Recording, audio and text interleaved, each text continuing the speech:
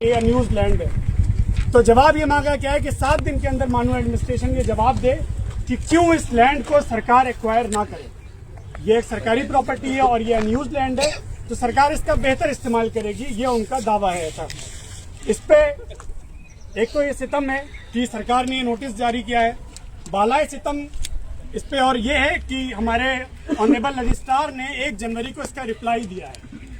और show cause notice का reply कैसे देते हैं, अगर वो हमसे पूछ लेते तो हमें तजुर्बा है, हम बताते हैं, आप देते रहते हैं हमें, हम शोकॉज नोटिस का जवाब भी लिखते हैं रोज। तो शोकॉज नोटिस का उन्होंने जवाब लिखा है कि मालिक 2 महीने का वक्त दीजिए, 7 दिन में नहीं बता पाएंगे कि हमारे क्या प्रोजेक्ट्स हैं।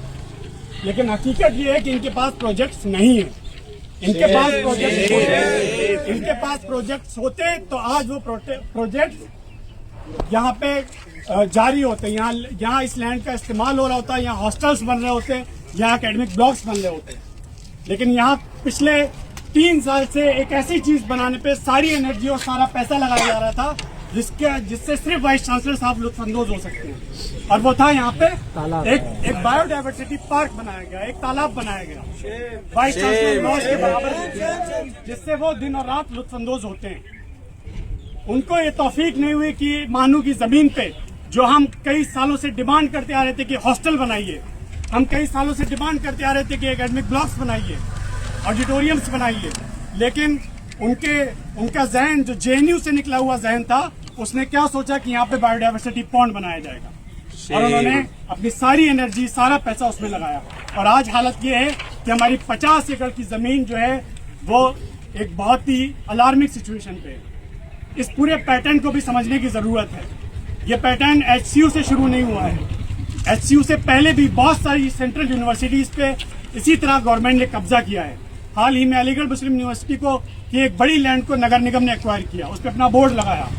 तो ये सिर्फ मानू का मसला नहीं है, इसको आप लार्जर क्वेश्चन के तौर पे देखिए कि ये सरकार, चाहे स्टेट की सरकार हो, चाहे सेंट्रल की सरकार हो, चाहे कांग्रेस की सरकार हो या बीजेपी की सरकार हो, ये सब यूनिवर्सिटी लैंड को सिर्फ और सिर्फ कॉरपोरेट और रियल एस्टेट की नजर से देखते हैं।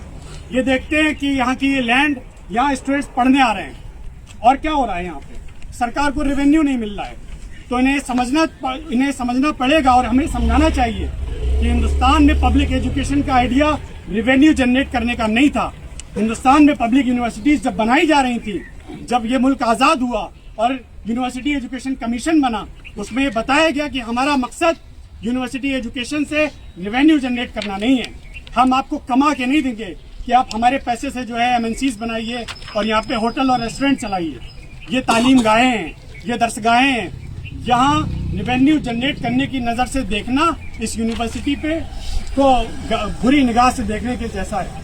तो ये सरकार, चाहे वो स्टेट की सरकार हो, ये कांग्रेस सरकार मुसलमानों की बड़ी खैरख्वाह सरकार समझी जाती है, मुसलमानों के लिए बड़ी अच्छी सरकार समझी जाती है, लेकिन वो भी एक लिंग्विस्टिक माइनॉरिटी यूनिवर्सिटी को, हिंदुस्तान की अकेली उर्दू सेंट्रल यूनिवर्सिटी को एक रियल एस्टेट की नज़र से देख रही है और इसको एक्वायर करना चाहती है। हम यहाँ ये डिमांड करने आए हैं, मानू एडमिनिस्ट्रेशन से डिमांड करने आए हैं कि अपने प्रोजेक्ट्स को पब्लिक कीजिए। जिस तरह आपने शोकॉज नोटिस पब्लिक किया है, आपके जो पेंडिंग प्रोजेक्ट्स हैं उनको पब्लिक डोमेन में लेके आइए कि आप क्या प्रोजेक्ट चला रहे हैं, आप क्या बनाना चाहते हैं। और हम स्टेट गवर्नमेंट को भी ये आगाह करने आए हैं कि अगर इस यूनिवर्सिटी की तरफ आप रियल एस्टेट की और कॉरपोरेट की नज़र से देखेंगे तो आपको उसी तरह के एहतजाज का सामना करना पड़ेगा जिस तरह के एहतजाज का सामना आपने हैदराबाद सेंट्रल यूनिवर्सिटी में किया था, और उससे ज़्यादा एहतजाज का सामना आपको इसलिए करना पड़ेगा क्योंकि ये एक लिंग्विस्टिक माइनॉरिटी यूनिवर्सिटी है। ये एचसीयू की जैसी नहीं है